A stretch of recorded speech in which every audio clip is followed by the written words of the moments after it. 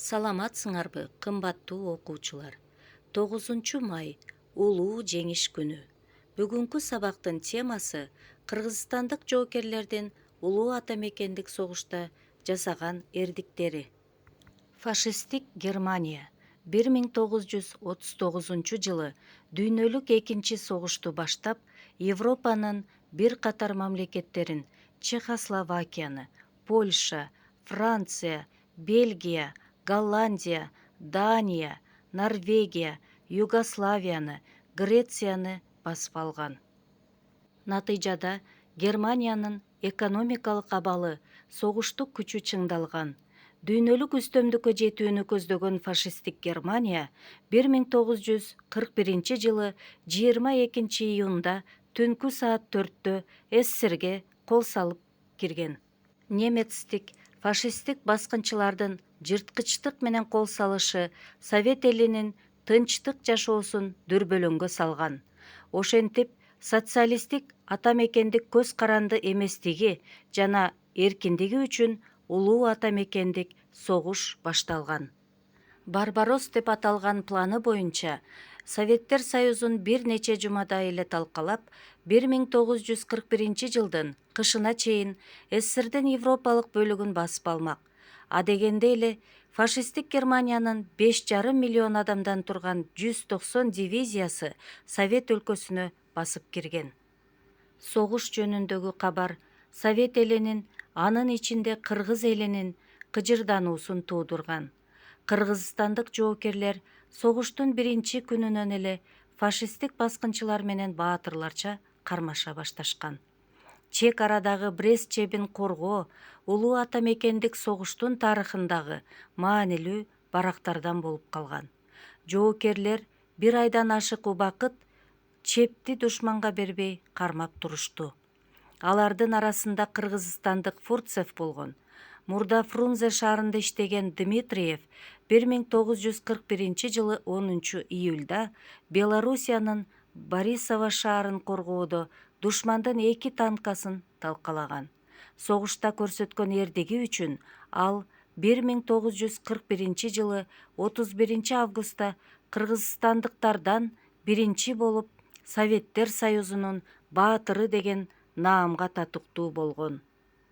Кыргызстандын өкмөтү согуштун биринчи күнүнөн эле калкты аскердик жактан окутууга, аскердик блокторду түзүүгө киришкен.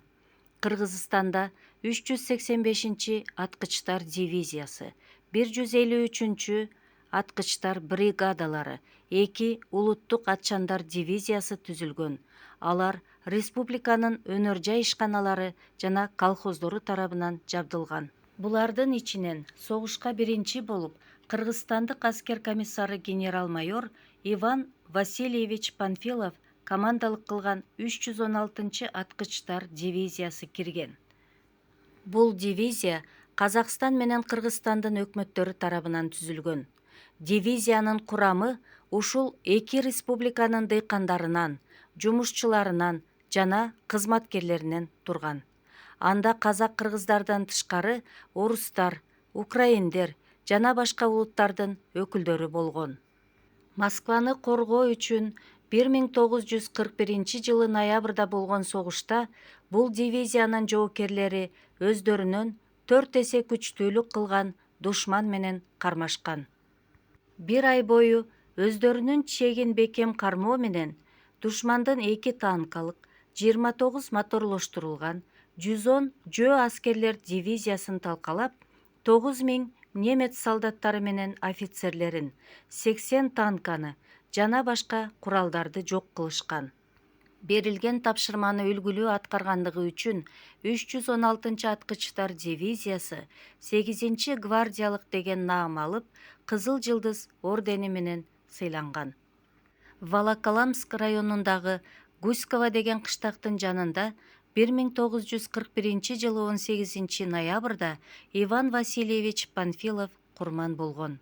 Өлгөндөн кийин ага Советтер Союзунун баатыры деген наам берилип, ысымы өзүнүн дивизиясына ыйгарылган.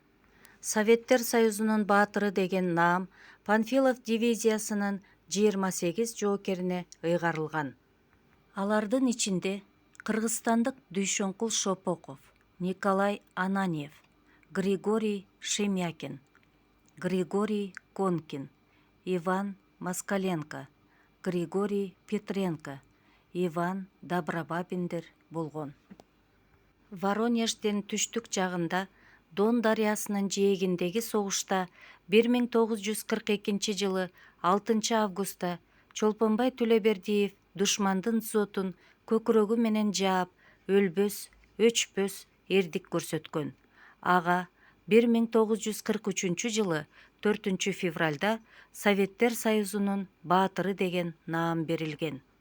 Сталинград үчүн согушта артиллерист, наводчик сержант Дайрасанов эрдик менен салгылашкан.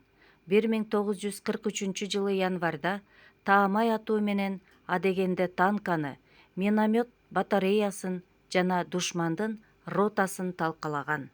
Кыргызстандан барган 300 000 жоокер да ата мекенди коргоонун үлгүлөрүн көрсөтүшкөн.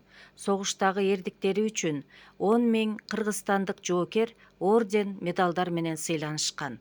Алардын 76-сы Советтер Союзунун баатыры.